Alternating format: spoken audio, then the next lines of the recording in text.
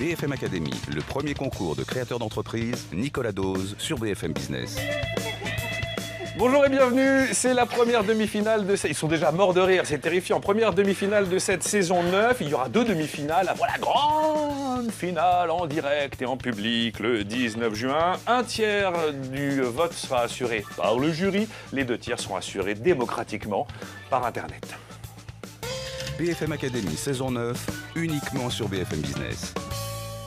Bonjour Ève Chegaray. Bonjour Nicolas. Coach en communication pour les entrepreneurs. Vous aidez les entrepreneurs à parler. C'est mon métier. À s'exprimer. Exactement. Et honnêtement, quand on a fait plusieurs saisons de BFM Academy, on sait qu'il y a du boulot. On sait qu'il y a du boulot. À Catherine Barba, bonjour. Bonjour Nicolas. Elle est fondatrice de CB Group, le conseil en e-commerce pour les magasins physiques. Vous avez un magasin physique, vous voulez vous transformer en numérique, elle est là pour vous aider. Et Sylvain Aurébi, bonjour. Bonjour Nicolas, c'est Ève qui m'a appris à parler. D'accord, président d'Orientis, il est bon maintenant. Les thé-pousseries et les infusions bio, Love Organic. Alors la première demi-finale du jour va opposer Diotasoft avec sa solution de réalité augmentée en 3D à Pop in the City avec les raids urbains réservés aux femmes. Donc bonjour Clémentine Charles. Bonjour Nicolas. Et bonjour monsieur Lionel Joussemet. Bonjour. La semaine prochaine, il y aura une autre demi-finale qui opposera Tiwal avec son dériveur léger gonflable Made in France, Made in Bretagne, face à France Résille et ses fabrications de résille design et architectural installées en Lozère. Bon, on va commencer par petit portrait de nos demi-finalistes. Oui. On va commencer par Clémentine. Je savoure ce petit moment de trac là qui est là. Alors Clémentine, ce qu'il faut savoir sur Clémentine, c'est que c'est une vraie globe-trotteuse. Vous pensez bien qu'elle ne s'est pas mise au raid comme ça. D'abord, elle a grandi au Japon. Hein, Clémentine, vous avez passé des années là-bas, 16 ans. Et puis retour en France. Et après le bac, vous partez en Angleterre. Études dans une université anglaise. Retour en France, là vous faites un master à l'ESCP et puis débute une carrière de commerciale pétulante, j'ai envie de dire. Et vous retournez au Japon quelques années plus tard pour développer la marque Mango. Au Japon, et puis vous vient l'envie d'entreprendre. Mais ce ne serait pas juste de parler de Clémentine sans parler de ses associés, parce que vous êtes une super équipe de 3, on aura l'occasion d'en reparler, 3 femmes, une associée rencontrée à l'ESCP, et puis encore une autre avec un parcours très différent, plus littéraire, et à 3, vous êtes invincibles, quoi. Complémentaire, ouais. Bon, évidemment, là-dedans, on comprend très bien qu'elle ait fait Pop in the City, c'était évident. Alors, Pop in the City, je vous rappelle donc de quoi il s'agit, je vous donne quelques éléments de contexte, et puis alors, Clémentine réagira pour rajouter quelque chose, ce qu'elle veut. Des raids urbains réservés aux femmes, par équipe de 2, ces femmes qui peuvent avoir jusqu'à 50 ans et plus quand même. Bon, la plupart, hein, on est Beaucoup plus. beaucoup plus, comment ça, beaucoup plus. Bon, il n'y a pas de limite, en fait. Attendez, sur les films, on les voit descendre en rappel, vous n'allez pas demander à mamie de descendre en rappel quand même. Mais il y a plusieurs sections, Nicolas, oui, vous savez bon, bien. Oui, alors voilà. Option. Des challenges qu'il faut réaliser en 7 heures dans une ville d'Europe. Il y a eu Porto, il y a eu Bologne, il va y avoir Utrecht. Enfin, il y a Utrecht, hein, justement.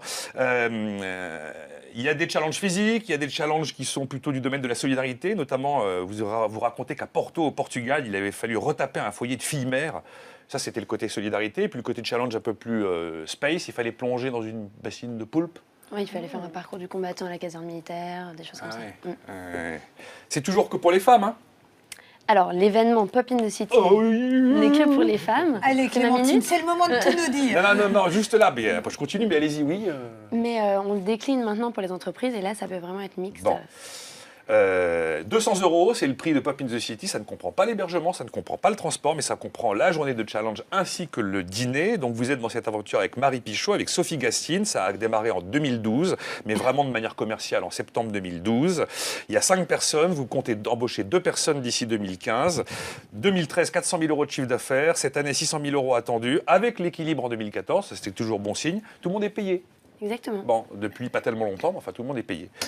Bon, c'est à vous. Qu'est-ce que vous me racontez sur Pop in the City que je n'aurais pas dit et qui pourrait éventuellement faire basculer les votes en votre faveur? Alors, je sais que le côté très féminin vous bloque un peu. J'aime bien, moi. Donc, non mais... Il n'est pas contre, des centaines de femmes lâchées autour de lui, Nicolas. Non, mais c'est important de dire que effectivement, c'est un événement sportif à dimension culturelle et touristique, donc c'est quelque chose de très fort et c'est un vrai intérêt pour les villes qui accueillent Pop in the City et aussi pour les marques qui s'associent à l'événement. Ça, c'est notre produit phare. Et de Pop Innocity, maintenant, on a décliné les Pop Innocity pour entreprises.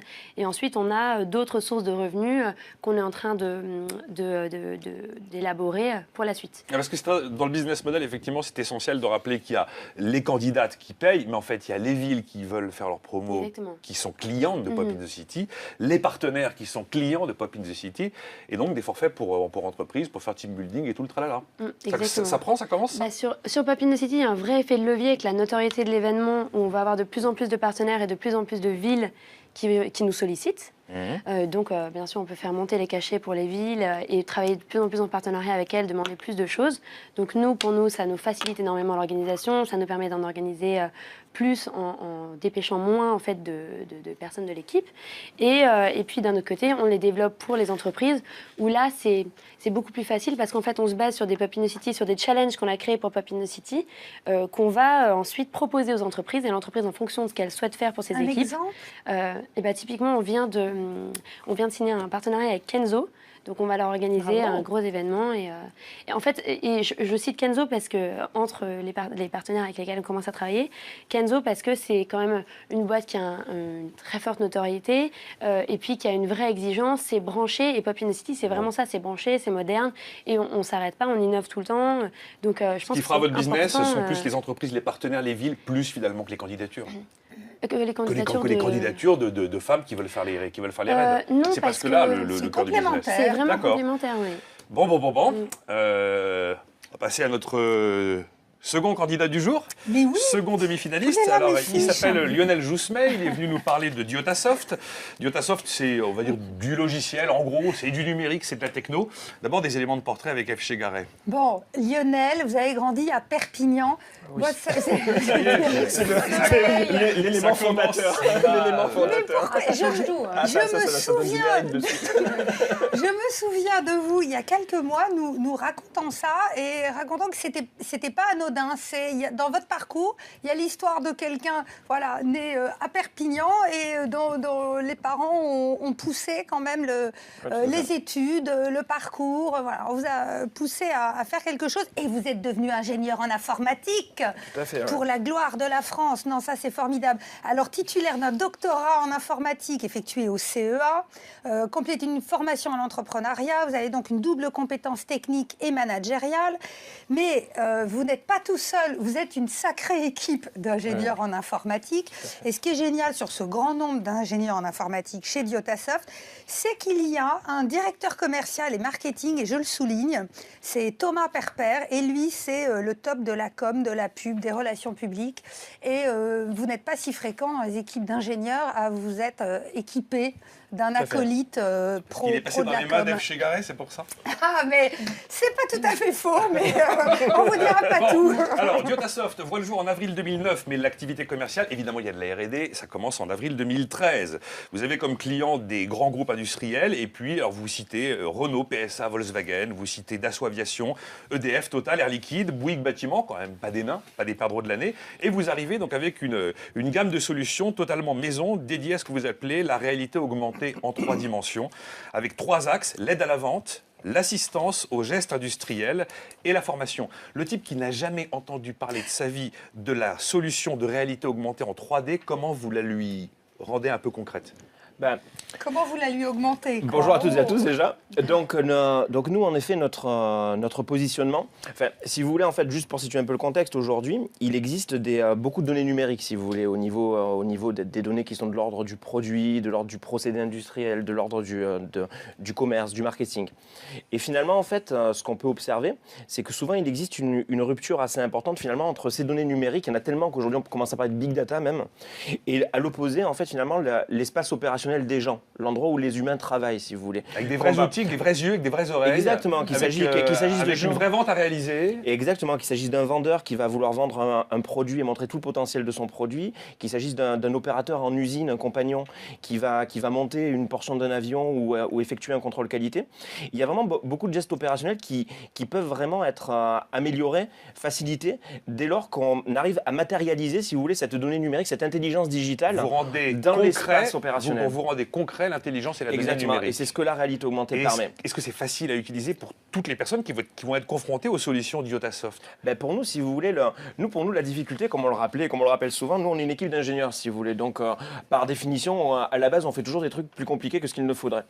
Et en fait, mais nous, si vous voulez, on a vraiment une démarche qui a débuté maintenant depuis, grosso modo, début 2013, où vraiment, on est plus, si vous voulez, sur un business qui est fondé sur une offre technologique, où on est technopush, où on essaie voilà, de faire valoir que ce qu'on fait, c'est vachement bien parce que ça va plus vite que le reste, mais vraiment sur un business fondé sur de la demande. Et aujourd'hui, on a réellement identifié des vrais besoins avec des vrais retours sur investissement, si vous voulez, dans des groupes automobiles, des groupes aéronautiques.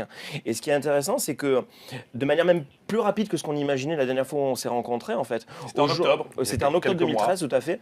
Aujourd'hui, on est vraiment en phase, si vous voulez, de sortir de cette phase où on fait des démonstrateurs, où on fait des preuves de concept, où on essaie finalement de convaincre que cette technologie, elle n'est pas là que pour faire plaisir à des ingénieurs, et vraiment la mettre en regard de vrais besoins opérationnels avec des vrais retours sur investissement. 2-3 chiffres avant de marquer une première pause. Vous êtes 12, vous attendez 5 embauches d'ici 2014. Cette année, 14, plus de 10 en tout cas en 2015 et 600 000 euros de chiffre d'affaires en 2014, 2,2 millions d'euros prévus en 2015. Bon voilà, on a dressé le portrait de nos 2 premiers demi-finalistes, Clémentine Charles et Lionel Jousmet, Pop in the City, Diotasoft. On va faire entrer en piste nos 2 camarades, Barba Orrebi, et les choses vont commencer à se corser bien évidemment. À tout de suite.